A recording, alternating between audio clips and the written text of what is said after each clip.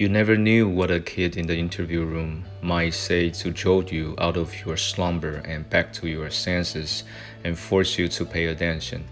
And once you were paying attention, you naturally placed for greater weight on whatever he had just said than you probably should. The most memorable moment in job interviews for the National Basketball Association were hard to consign to some appropriately sized compartment in the brain. In certain cases, it was as if the players were trying to screw up your ability to judge them.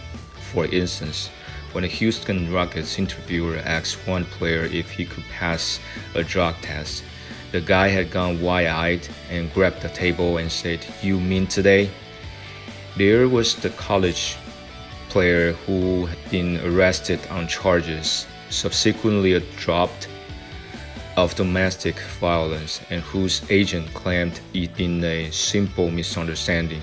When they asked the player about it, he had explained chillingly that he'd grown weary of his girlfriend bitching, so I just put my hands around her neck and I squeezed. Because I needed her to shut up. There was Kenneth Farid, the power forward out of Moorhead State. When he showed up for his interview, they'd ask him, "Do you prefer to be called Kenneth or Kenny?"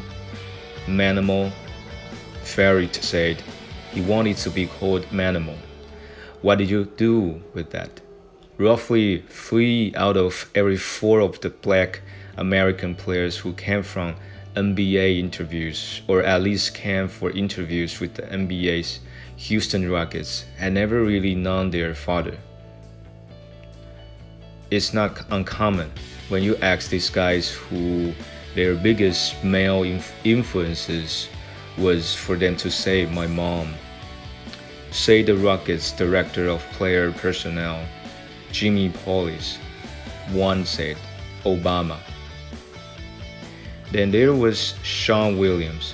Back in 2007, Sean Williams, 6'10", was an off-the-charts player who had been suspended from his Boston College team the first 2 of his 3 seasons after being arrested for possession of marijuana, a charge that was later dropped.